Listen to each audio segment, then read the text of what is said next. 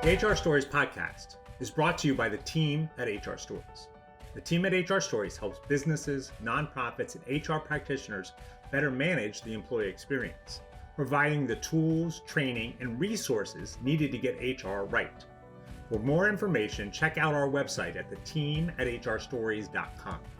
Each week on the HR Stories podcast, HR and leadership experts John Thalheimer and Chuck Simikian dive into the stories that matter most to you, our listeners. We have found that there is a lesson in every story. And now our host, John Thalheimer and Chuck Simikian. Ripped from the headlines. Welcome to the HR Stories podcast, where there is a lesson in every story. My name is John Thalheimer, and I am here with Mr. Chuck Simikian. How are you doing, Chuck? What's going on? Yo, Johnny T. Ripped from the headlines. I just love saying that. Ripped from the headlines. Why is that so significant, John? Let our people know. Oh, I don't know. No. And so, we do this podcast we do it every other week. We do it every week. We're always recording these podcasts. And one of the things we talk about in the beginning sections are really news ripped from the headlines. Like, we're going through and going, hey, this is important. Are people paying attention to this? And sometimes we're going in depth with these stories. Sometimes we're just doing the quick, like, hey, have you paid attention? Do you see these things? And so it's really our chance for really just to kind of show off to each other, like, hey, this is what I read. Did you read this? And really kind of go through that. So welcome to the HR Stories podcast. We are excited that you are here. This is going to be a great episode. We're going to talk about contagions and among other stories. So we're really excited to kind of get into that. That's going to be a cool story. But Chuck, what do you got ripped from the headlines? Or do you want me to jump in with my story? Ripped from the headlines.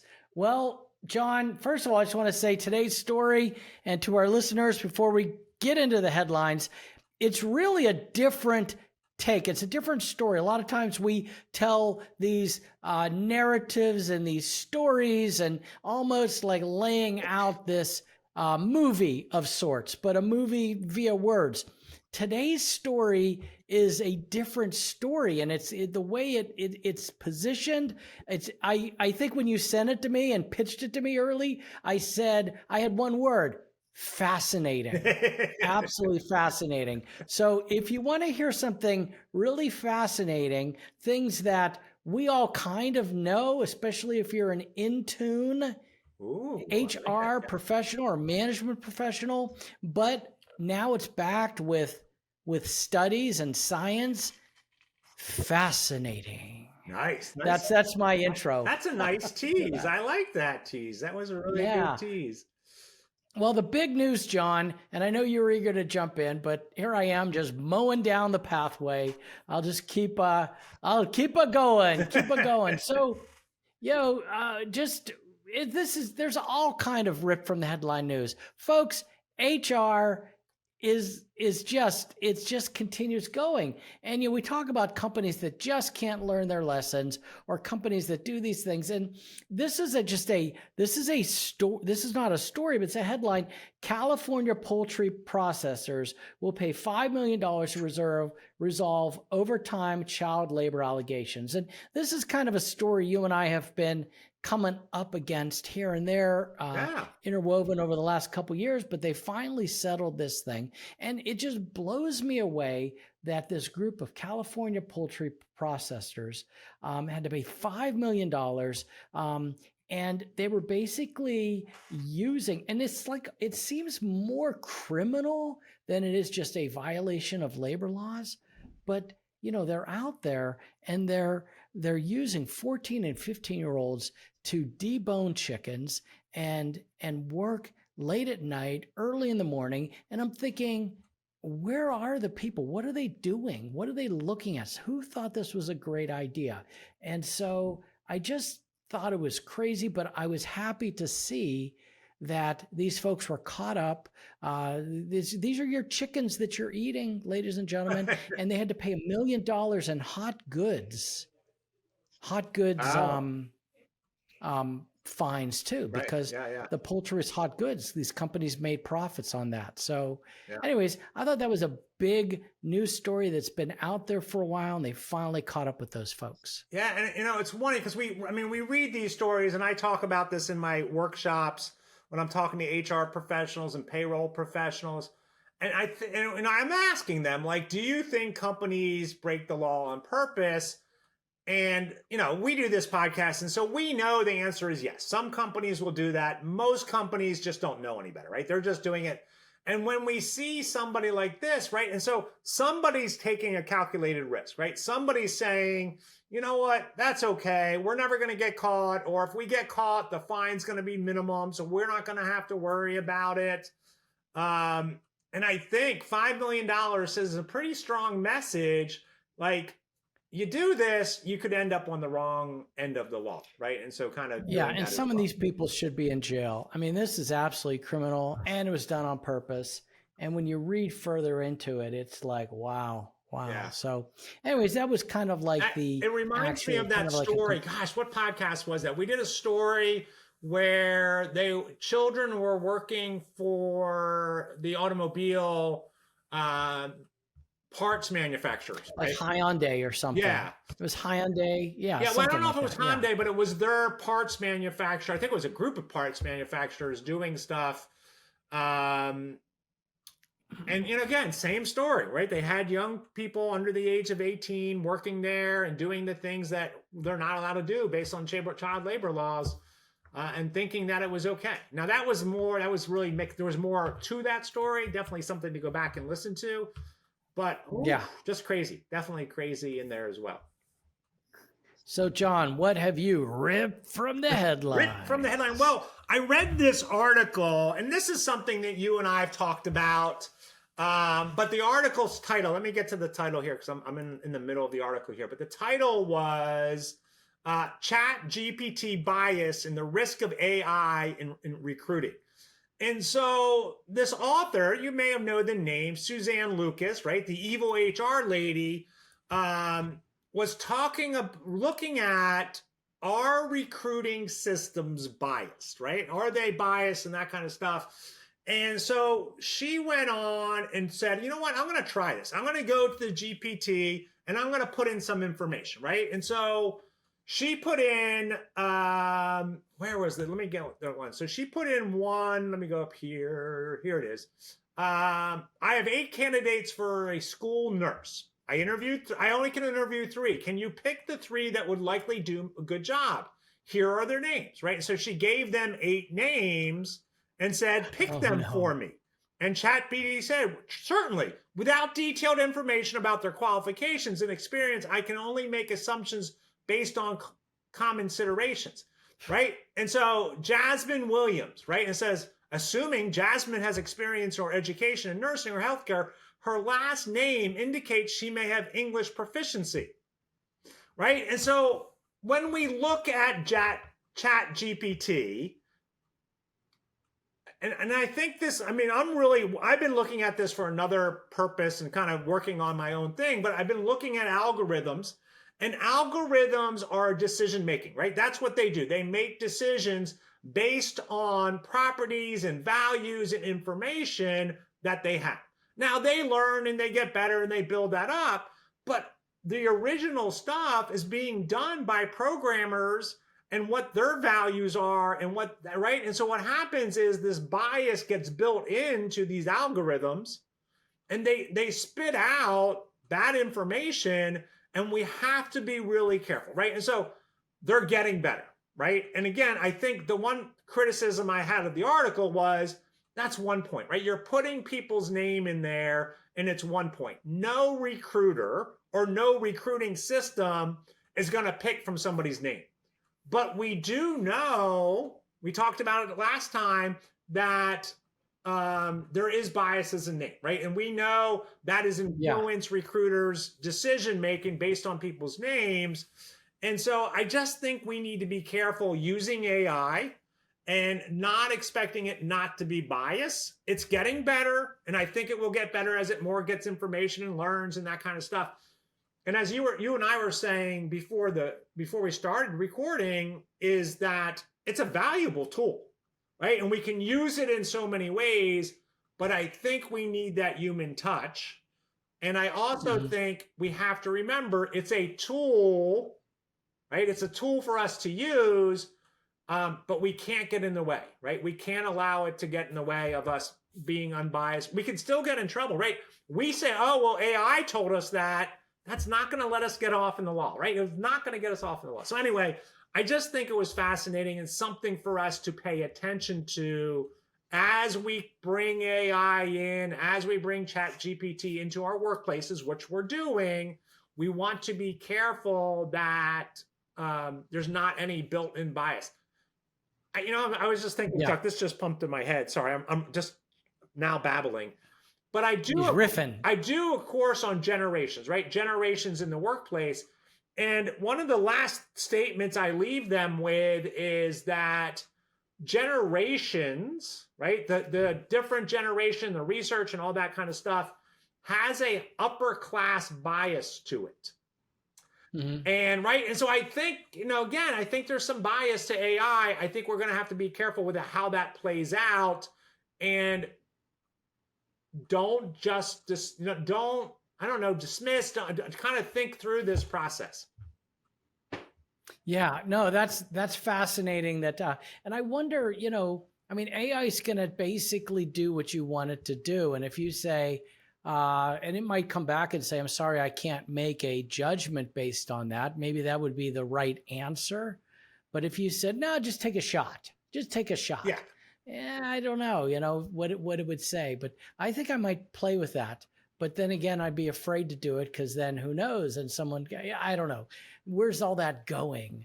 Who's keeping track of what I'm putting in there? That sounds like a great experiment, though. I like it. Yeah, I mean, again, I think putting in different resumes, go, okay, based on this information, would you hire this person? Right. And so there are a lot of, and she went through a whole bunch of companies that are saying, hey, was it unbiased, blah, blah, blah. And I think her point was, let's take that with a grain of salt, right? And so kind of walk away and go, all right, well, let's look at this with a grain of salt to see that. And so kind of getting into that as well. Well, as I would say with my word of the day is fascinating. Fascinating. I will tell you just real quick, when I do put anything in AI like that, I'll take out a lot of times maybe definitely, the person's personal information, and sometimes even the name of the company that they worked for and the location. And I may just put their qualifications in, and then I'll ask AI to compare it to the job posting and description and see what it thinks. And so I try and remove all those biases just in case. Yeah, and I think that's good, because I also think that's a good lesson for HR dealing with hiring managers, right? Because we give them the resume and it has the person's address, it has their name. And are they using that, right? Are they using that not consciously, but unconsciously? Oh, they live in that part of town, or, oh, that's their name, right? And is that influencing, even before they may interview the person, doing that? And I do think that's something, again, what company did they work with? Oh, I had a bad experience with that company, I wouldn't hire anybody from there. All that is influencing us versus that skills and that information. So, yeah. So good. What else you got? Very fascinating. The word of the day. So fascinating. I have one more thing here, and this was big news.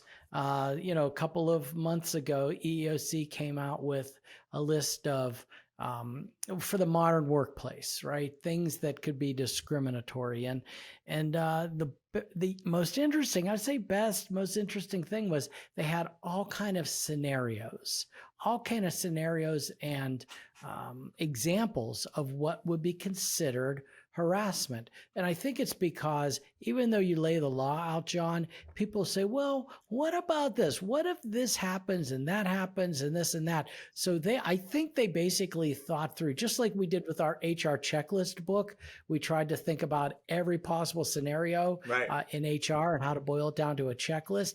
I think they came up with all kinds of scenarios based on probably frequently asked questions. And they focus, it is a lot of it's the same guidance, but they did focus on a few new things. Number one, the gender identity situation, gender identity in the workplace, misgendering. And as I tell my coworkers, my managers, my class people I teach classes, doesn't matter whether you like it, doesn't matter whether you agree with it. It's the law, right? You cannot misgender someone if they prefer certain pronouns. And it's going to be real interesting. It's going to open up a lot of dialogue. It's going to open up probably a lot of lawsuits. So that was the first thing I noticed. And then the second thing is the harassment in a virtual environment. Oh. And they highlighted things like sexist comments made during video meetings, ageist type comments, things in group chats, any racist imagery that's visible. Get this, and this was in the descriptions in the EEOC guidance, anything that's visible in an employee's workspace while the employee participates in a video meeting, or sexual comments made by during a video.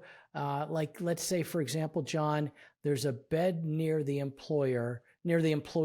Like, I'm looking, I see a bed near you. I'm like, oh, John, what are you going to be doing on that bed later today? You know, things like that. Yeah.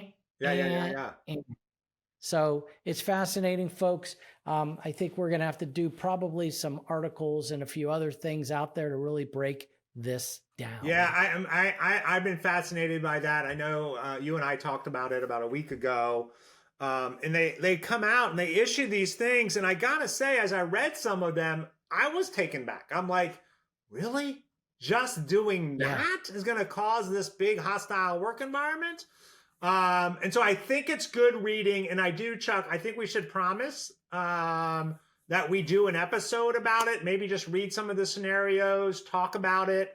Absolutely. Maybe we'll get a guest on. Maybe we'll really take it up a level from the EEOC just to kind of really talk about it, because I think it's very important information, and it's long, right? I mean, it's not like 6 pages; it's like 52 or something, as I remember. It's a long, right? It's document. A long document, and again, it's spelled out. Some of it's in legal language, some of it's in English language, right? We can read and understand, but they do a good job with those scenarios to go, okay, well, how would you deal with this?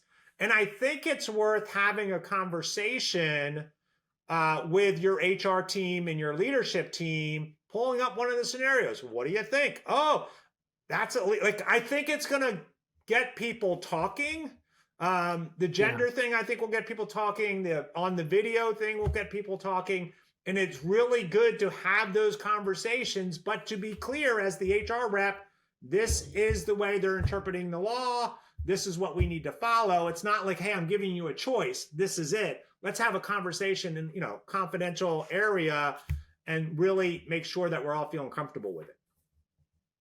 Yeah, absolutely. John, you got anything else, or we get ready to launch into our story here shortly? Well, shortly, but I do have one. Again, maybe it's me. I'm always going for the sad story. But this happened up in East Boston, and an individual ends up falling to their death, 29-story fall from the building, because the company was not inspecting and replacing damaged or defective equipment, right? And so this is an OSHA thing, right? Department of Labor, OSHA.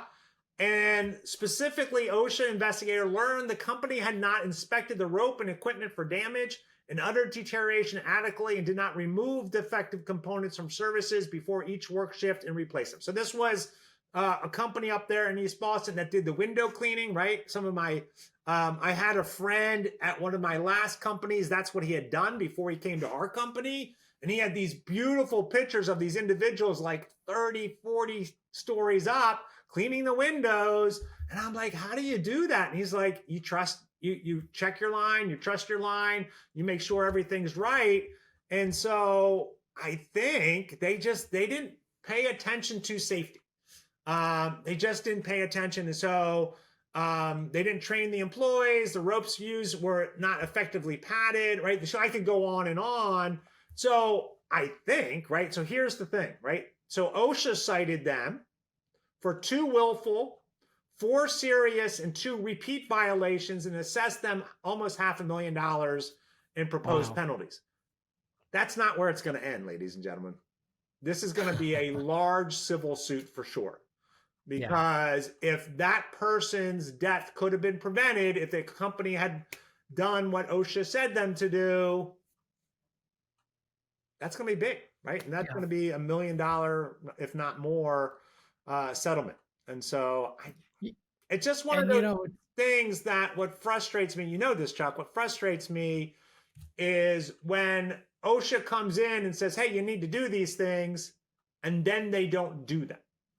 Absolutely. Right. Yeah. And so again, I know sometimes we have this hate-love relationship with OSHA because they come in, they nitpick sometimes, and we're like, why are you picking on whether there's a small box in front of the exit when, you know, it could be bigger things. And but I do think we have to pay attention and listen, and especially with safety, right? So if you're in that safety field, you really need to do it.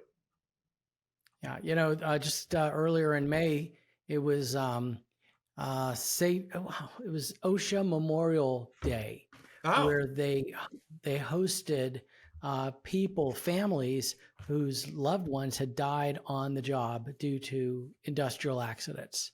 And to see the videos, and OSHA, when they do this every year, they put out videos, YouTube videos of the families and the stories. And it's heartbreaking to see people just go to work. And it's not all construction accidents, John. Right. Just people that just go to work and someone didn't do something, someone didn't listen, and something happened. So anyways, hate to end this segment with a sad note. Yeah.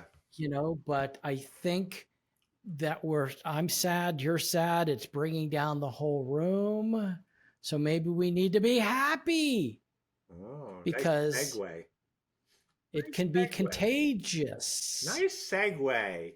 Well, let's take a break before we get into our contagion and get in there. And ladies and gentlemen, thank you for listening. You have been listening to the HR Stories podcast, where there is a lesson in every one of these stories for you in your organization. Make sure that you're following them. We're going to come back with a little bit of different story. I'm excited for this story. I think it's going to do you good. I think it can do you good. Hi, it's me, John, from the team at HR Stories. We are often asked, how do I get better at HR? The simple answer is by practicing it. But as with most things in life, it isn't that easy. We make the best HR decisions when we have the knowledge, the systems, and guidance in place. Chuck and I founded the team at HR Stories to help HR practitioners get HR right. We are passionate about giving you the tools to excel at your job. For more information about upcoming workshops, resources, and our latest blogs, check out our website at theteam@hrstories.com. Together, we are the team at HR Stories. Welcome back to the HR Stories podcast, where there is a lesson in every story. Oh, we're having a great time today. We're having a lot of great conversations today. So Chuck, here's my question for you. In your role as HR director in Paradise, how important is it that you're in a positive mood? Oh yeah. I mean, even if you're not in something went wrong, you woke up on the wrong side of the bed, when people see you, especially as the HR director for a resort of almost 500 employees, they're seeing you for the first time. They're imprinting, their day based on their interaction with you. And you've got to be in that positive, and it doesn't have to be like overly joyful, but just a friendly, positive mood. So absolutely, because if not, you may, people may be a little down and may be busy, but I could keep going on, but yes, it's extremely important. So why do you think it's so important? Like, what's the benefit of it? You've already started explaining some of the benefits, but tell us some more of the benefits. What do you think it does for you to be in the positive mood? What does that do for the organization? Well, I've noticed that when I'm in more positive mood as I go around, I walk through the kitchen, I see the culinary folks, I see the housekeeping folks, the front desk folks. They're also very focused on their job, very, very busy, very, very stressful. And so to go in, add a little bit of levity, a little bit of positiveness, and not just aloof, like, oh, I go in, hey, I'm just aloof. You go in, you say, hi, how are we doing? This looks great. What are you cooking? What are you making? You guys did a great job today. Hey, I had the fish yesterday. It was amazing. Those types of things are all very, very positive. So it's not just mood, John.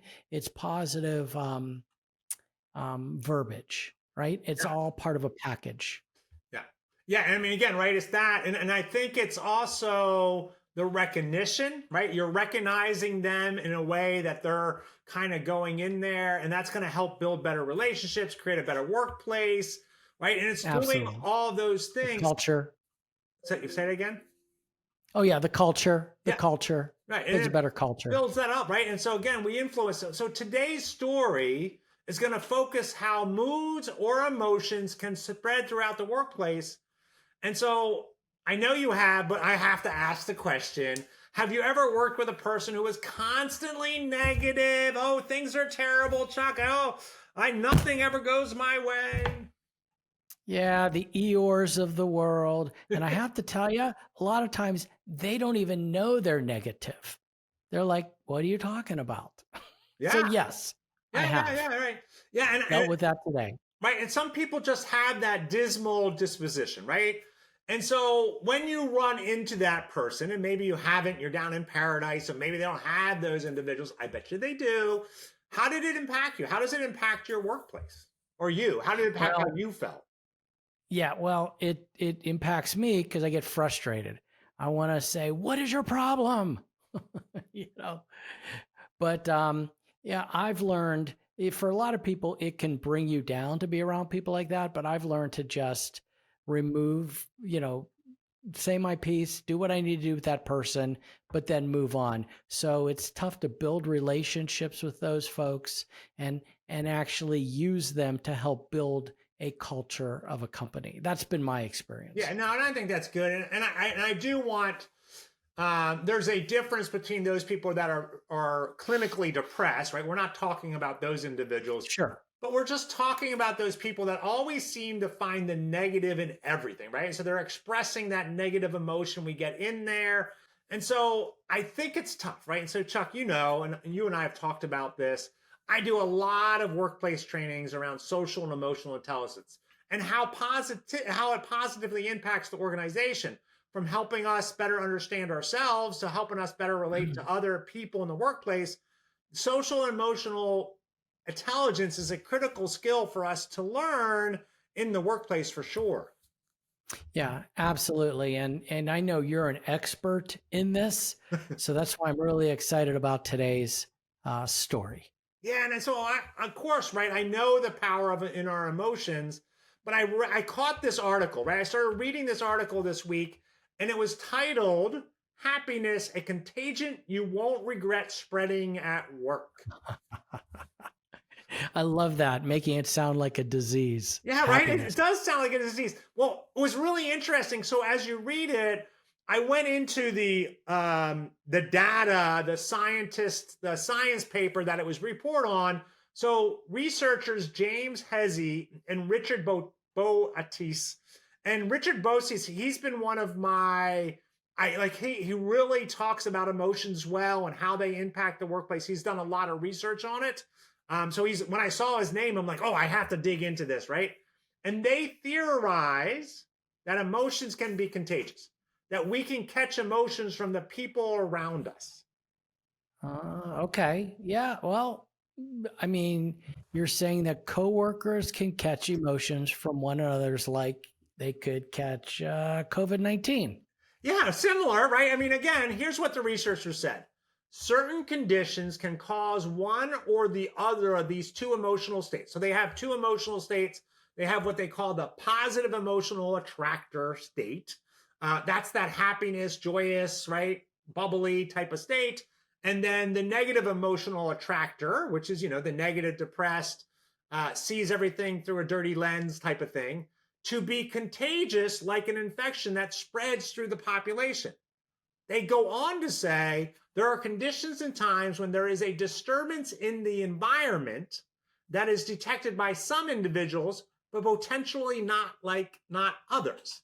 Like Obi-Wan Kenobi or Yoda sensing a disturbance in the Force.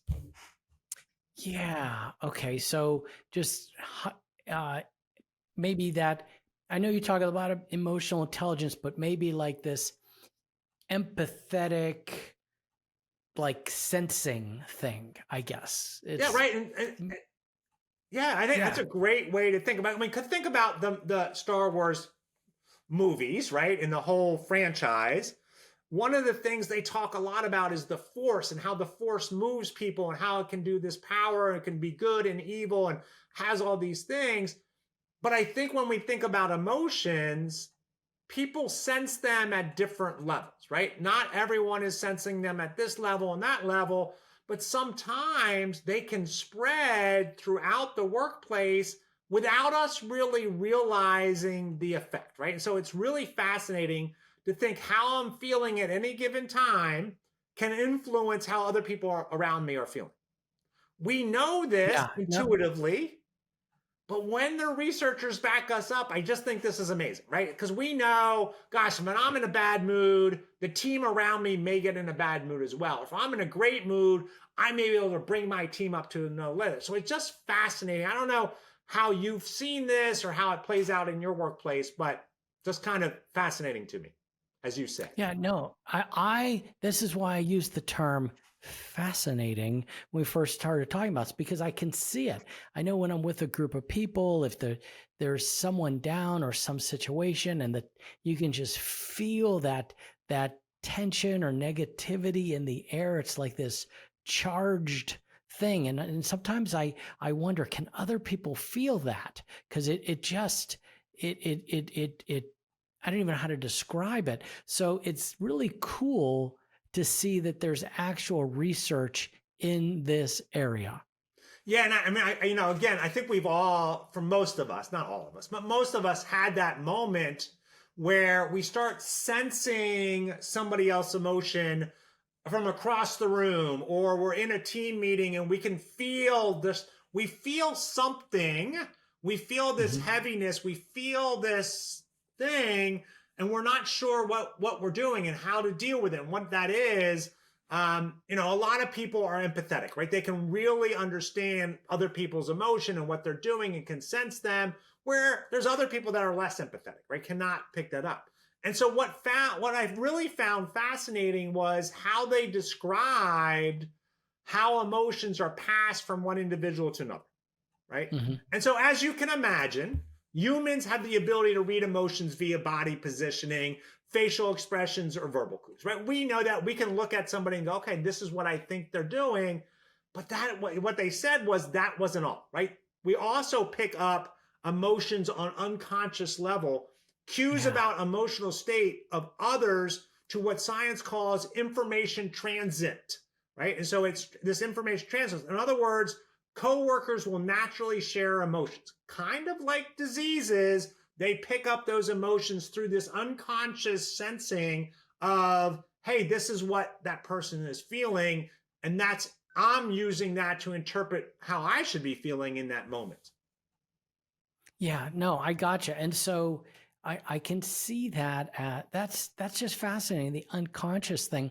But then sometimes we know, like in a group, we know someone is down, someone is upset, and I think that even if it's not unconscious, it seems like if there's a consciousness about that, that transmits too. Yeah. Yeah. And again, I think one of the things when I'm working with leaders and we're talking about social and emotional intelligence, one of the things I'm always reminding them is that their employees, their people around them, are looking to them to see how they should behave in the moment. And so I think we talked about this, but I did business continuity for a while at QVC. I did business continuity. And I remember we were having this major issue, right? We had to move our studios over to another studio. And so costing the company millions of dollars every hour. And I remember we were having a meeting and the CEO was in the room and he seemed to be the calmest person in the room, right? He wasn't making out like, oh my God, wait, we got it. This is right. He was just calm. And this presence allowed the rest of us to be calm as well. And there was a bunch of people on the business continuity team that I could point to in a crisis. Those are the kind of people you want, right? They're just calm and that kind of stuff. And so they're bringing that emotional energy to that, right? And so it's kind of really kind of cool to kind of see that. And so going back to the research, the researcher said, if the emotional state of an individual in a group is known, its states is predictive of the states of its neighbors. Yeah. So going back to the beginning of the discussion, happiness is contagious. Yeah, exactly. Happiness is contagious. What they're saying is if I go into the team and I take one individual out, I could probably predict based on their emotions how other people are feeling in that team. So happiness is contagious on there. So when so when I'm going to work, I'm in a good mood. That could influence all the people I interact with. Yes and no, right? I mean, again, remember that you're not only sharing your emotional state with others, but others are sharing their emotional state with you. So there's some give and take, without going into the science. If your emotional level is stronger, it'll be one that becomes contagious and travel through the work population. And I think one of the things I think is your strength, Chuck, is bringing that positive energy to any scenario that you have. And so kind of building on that. Yeah, no, this is great stuff, John. I love it. What else are they saying in this research? Yeah, and so here's what they say in the paper. Our premise is that when emotional states are synchronized through emotional contagions, a proto-organizing state, researchers, emerges within the population. This is the mechanism that enables coordinated action, including rational planning activities in the implementation of action plans. All right, so let me get this right. You're saying that our emotions are influencing our rational thoughts. Absolutely 100%, right? So this is social emotional intelligence to the T. That our emotions and the emotions of others influence how we behave in the moment more so than rational thought. And one of the things... No, I know this, but I don't always think about it. Yeah, right. And so I think one of the things I was going to say was that when I'm teaching my courses and I'm doing this training, it becomes such powerful to realize that how I'm feeling and right, our emotions, I don't want to say overgo our rational brain, but a lot of the decisions we're making are unconscious, right? So a lot of those decisions we make, and the goal of really strong emotional intelligence training is to help us realize that, bring those decisions down into our cognitive process. And then when we get really good and we know we're making the right decisions, when we can put that back in, and then it becomes this automatic pattern in there. So to me, the power of emotional intelligence training is not that we are introducing anything new. It's that we're reminding the coworkers that the importance of developing oneself, building stronger relationships with others are key to the success in the workplace.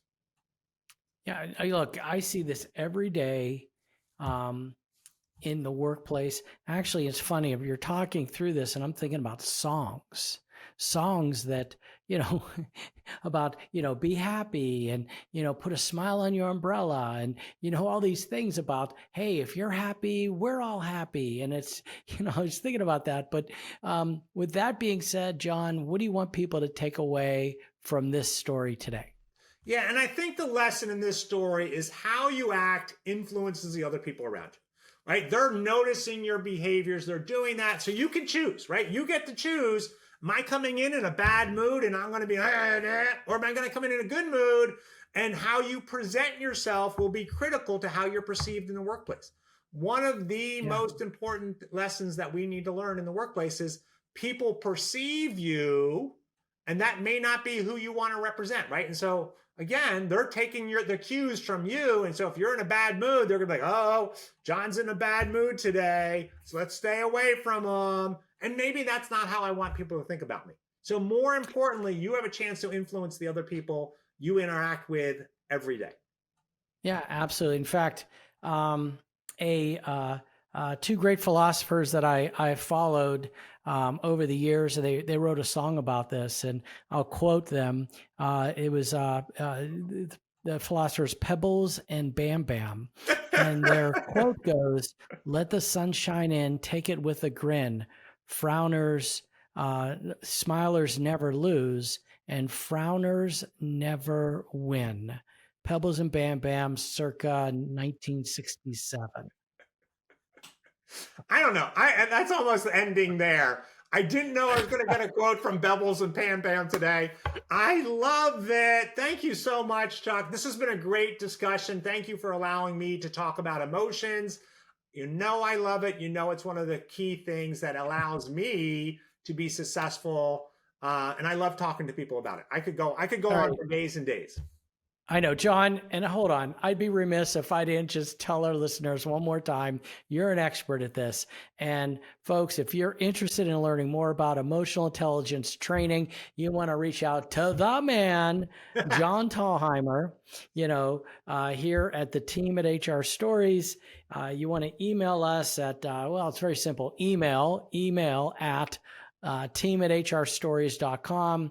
And we would love to bring this training to your workplace. That contact information is in the notes below. Nice. Yeah. And I will say that, and just kind of putting that in a little bow, when we do this training, we could do a full day, right? I could spend a week on it, but we do a full day, we do a half day, and we'll do a 90-minute one. Just whatever your organization needs. Sometimes it's just, hey, can you help us with empathy? Can you help us with trust, right? All of those things tie up into that emotional intelligence, and we'll come in and do that. So thank you for listening to the HR Stories podcast, where there is a lesson in every story. Thank you for listening to the HR Stories podcast. The material presented in this podcast is for informational purposes only. Chuck and John always recommend using an employment lawyer or HR consultant to handle any legal concerns or HR issues. We do our best to double check sources and make sure the information we are providing is accurate. We may eliminate or embellish without changing the basic narrative to make the story easier to understand. In certain circumstances, we may change identifying information to protect the innocent. The HR Stories broadcast is brought to you by the team at HR Stories. The team at HR Stories is designed to help anyone with HR responsibilities be better at managing the employee experience. To engage with us, go to the hrstoriesteam.com and learn more about how the team at HR Stories can support your business or nonprofit. Thank you for listening to the HR Stories podcast, where there is a lesson in every story.